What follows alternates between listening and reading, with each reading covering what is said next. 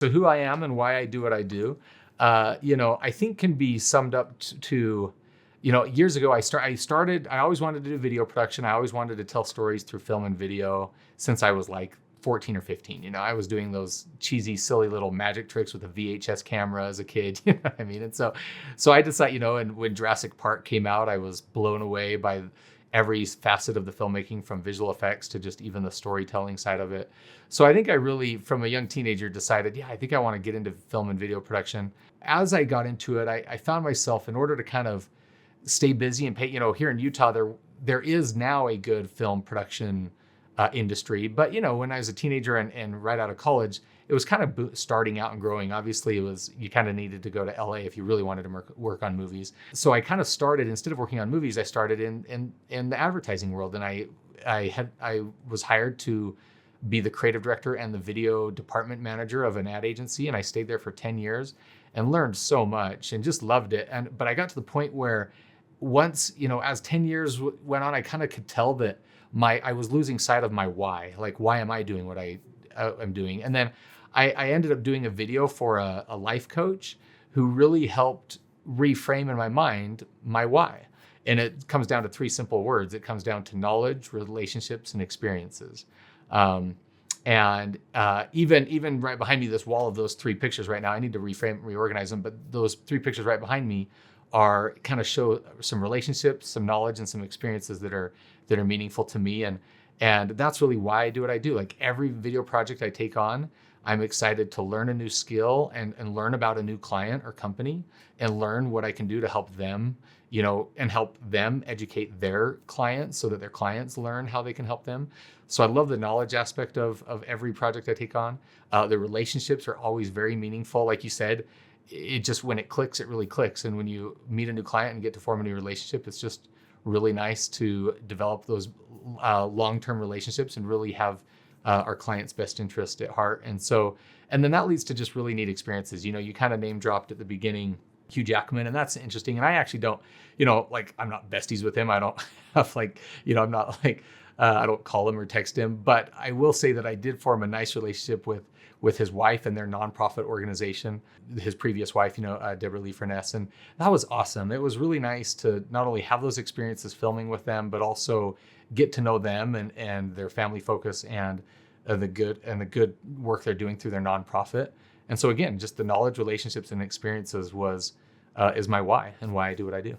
You should watch I don't know if you've seen it, there's a TV show called The Residents right now. It takes place in the White House, and Hugh Jackman is actually a running character in the show, but he's not at all in the show. They show his like half face or his feet lying on the ground, or, I definitely can't hurt to know a couple of people. So TJ, tell me about the agency. I know you were, what did you do at an agency? And then I want to know what you weren't getting there that made you jump ship and run your own ship. The agency was an awesome experience for me. I learned so much about, again, every project, every client, learning about what a client's needs are, how to manage complex projects, and not only how to manage complex projects, but how to manage multiple projects at the same time, right? There was a really good, we did a lot of volume there. We were doing a ton of commercials at the time. Advertising, we were doing a lot of traditional advertising, like on TV commercials.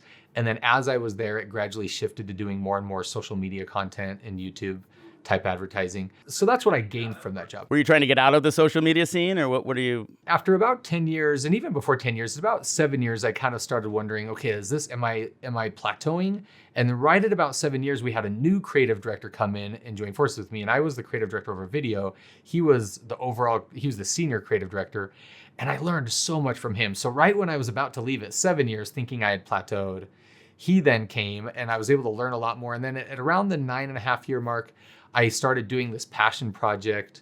Again, I kind of discovered that why, right? Like, I did that video for a life coach, and as he was talking about, his whole thing was, he just said that the three main things that make a meaningful life are when people focus on knowledge, relationships, and experiences, and when they really focus their goals and their aspirations around those three things.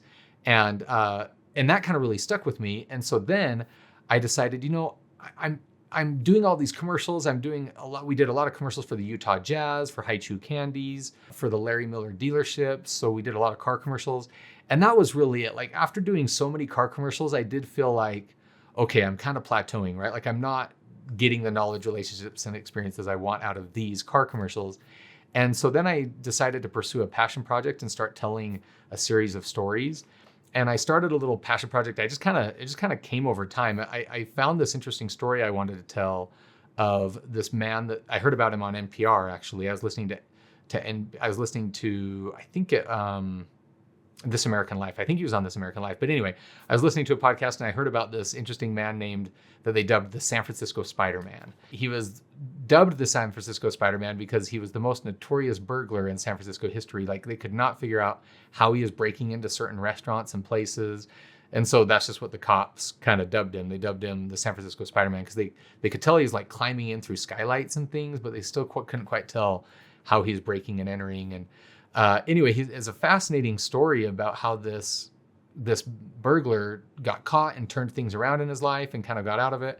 And so I decided, I want to tell this guy's story on video. That was a really interesting podcast. I would love to do a little documentary style video of this and just do it as a passion project and see where it goes. And so then as I did it, I started finding other people that wanted to do their stories. And so I did 5 or 6 turning point stories. And so I just kind of organized those into a series that I call My 180.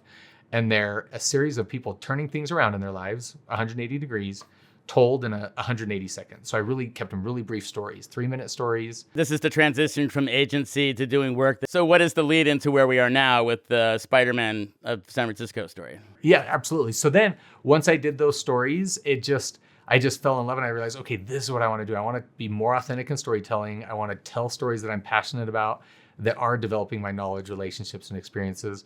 And it just kind of snowballed from there. Like after I told that, I just started getting lots more requests for people to tell their stories. And so I realized, I have enough demand that I can break away and do my own thing. And that's what I've done ever since. So that's the summary to that story of why I was telling you all that. It sounds like you're saying that if you have a stronger connection to the story you want to tell, that's going to make that better all around, more relatable to somebody, not just more enriching for the filmmaker, but I would imagine that, I feel like that's translated through the video that somebody sees that I make if I'm definitely connected to the story. Absolutely. And to your point, and this kind of, and I'll share this in my takeaway at the very end, but yes, that's exactly right. Like finding your voice and figuring out your why just leads to better results for everybody. Back to the agency thing, I just had an idea. Tell me what you know. We started the conversation about tangible results and intangible. Tell me your perspective from the inside of the agency. What is it that the agency is looking for in tangible results? A lot of times I go directly to agencies.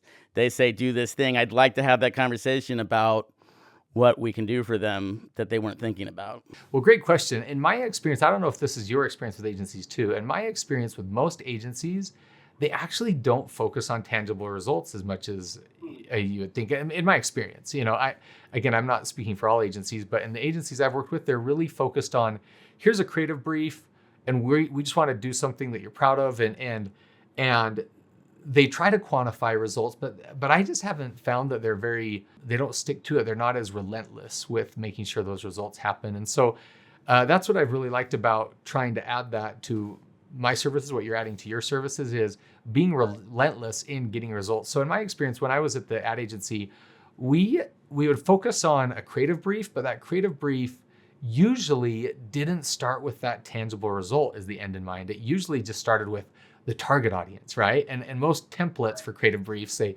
well, who's your audience? And they start there.